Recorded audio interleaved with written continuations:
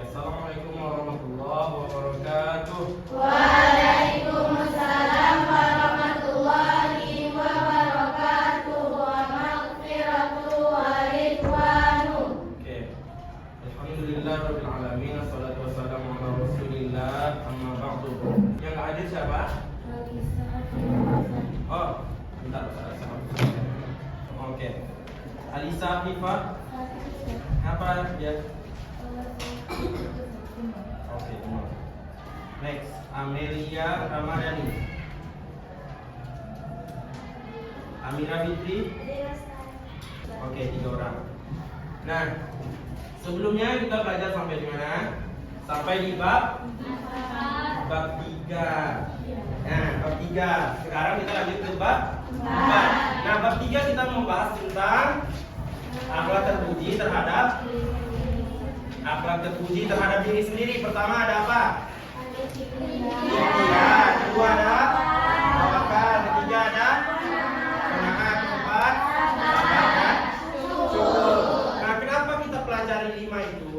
Karena kita agar menjadi pribadi yang berakhlak terpuji. Nah, sekarang lanjutlah kita kepada bab 4 yang membahas tentang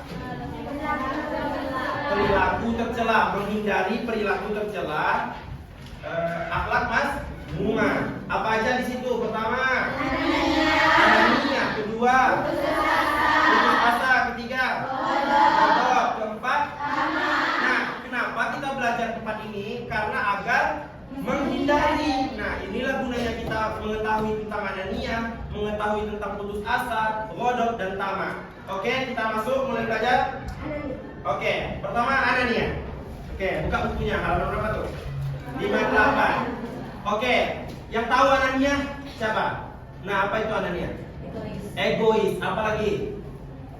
Anania ingin menang sendiri, mementingkan diri sendiri. Nah, itu semua anania. Nah, anania secara pengertian, secara bahasa itu sudah berasal dari bahasa Arab. Ana artinya saya. Nah, berarti anania itu sifat keakuan dalam diri. Dia tuh lebih penting diri sendiri. Egois, itu semua tadi yang kalian bilang benar. Nah, egois, mementingkan diri sendiri, bahkan merendahkan orang lain demi diri dia meninggi. Paham? Sampai di sini paham? Nah, contohnya gimana? Anania tuh, ada yang bisa? Contohnya, nah, bisa bagi contoh. Oke, boleh. Menang sendiri dalam olimpiade.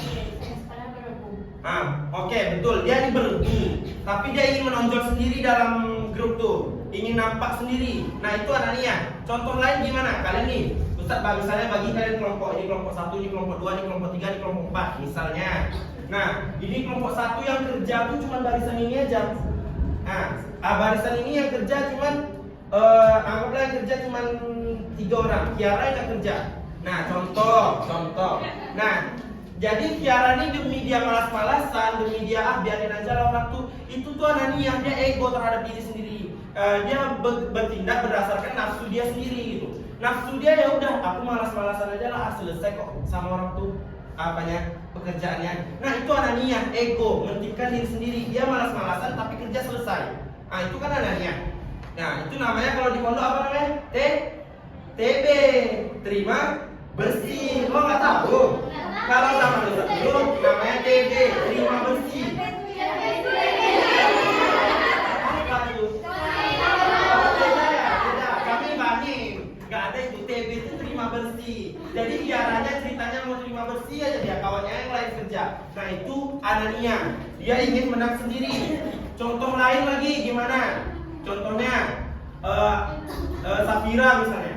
Safira dia tinggi kan? Safira dia tinggi. Jadi sementara Safira ini tinggi, dia nggak mau berkawan sama yang pendek dong. Nggak mau dia berkawan sama yang pendek. Dia pendek, ngapain aku berkawan sama dia yang tinggi-tinggi aja lah. Circle kami yang tinggi-tinggi. Yang pendek-pendek ngapain katanya. Nah itu anania. Nah next, membiasakan diri bersikap tenggang rasa. Nah sikap tenggang rasa itu gimana? Kita menghargai perbedaan. Nah kita ada yang kita ada yang kulitnya ada putih, ada kulitnya yang coklat. Itu perbedaan kan. Nah kita menghargai itu. Ya kita nggak boleh merasa yang itu rendah, yang ini rendah nggak boleh.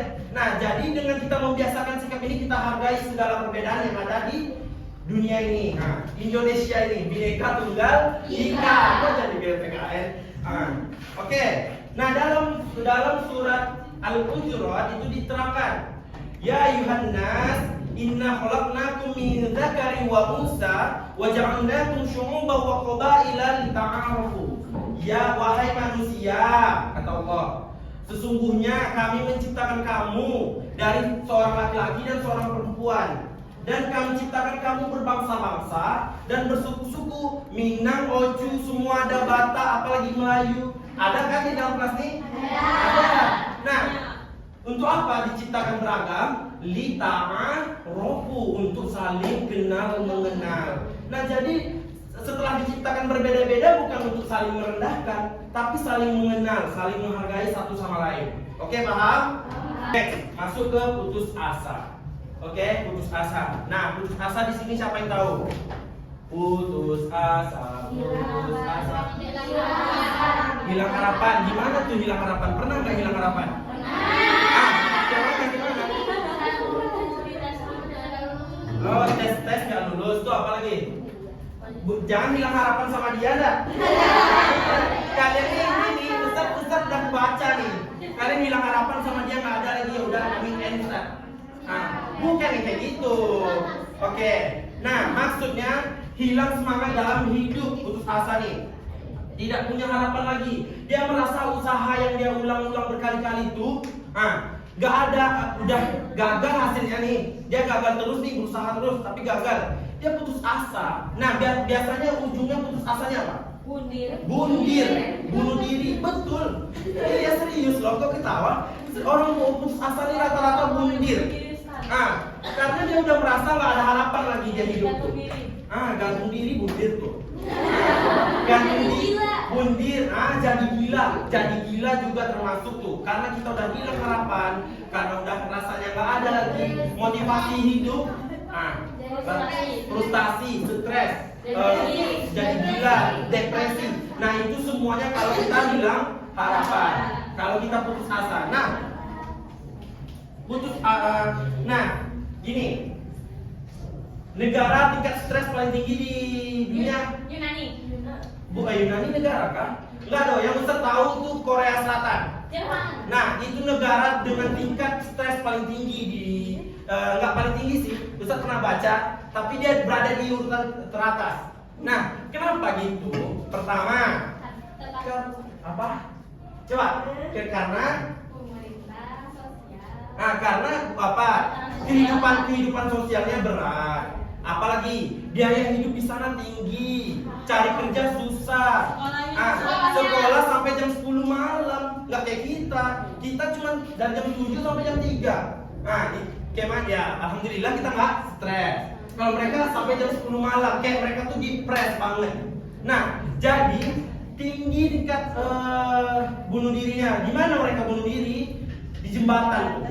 Sampai di jembatan tuh ya ada tulisan-tulisan kayak Himneseo gitu, semangat gitu, semangat jalanin hidupnya gitu. Apalagi Oma Parang Senggakeo. Nah, pikirkan orang tuamu gitu sebelum lompat. Nah, jadi si panjang jembatan tuh ada tuh tulisan-tulisan semangat. Biar apa? Biar nggak bunuh diri. Nah, inilah separah itu loh, putus asa tuh separah itu. Nah, kayak gini lah. Kalau kita kehilangan beras, itu kita masih bisa hidup 3 bulan. Kalau kita kehilangan air minum, itu masih bisa hidup 3 hari. Tapi kalau kita kehilangan semangat, 3 detik kita bisa hidup. Ya enggak? Makanya jalani hidup dengan semangat.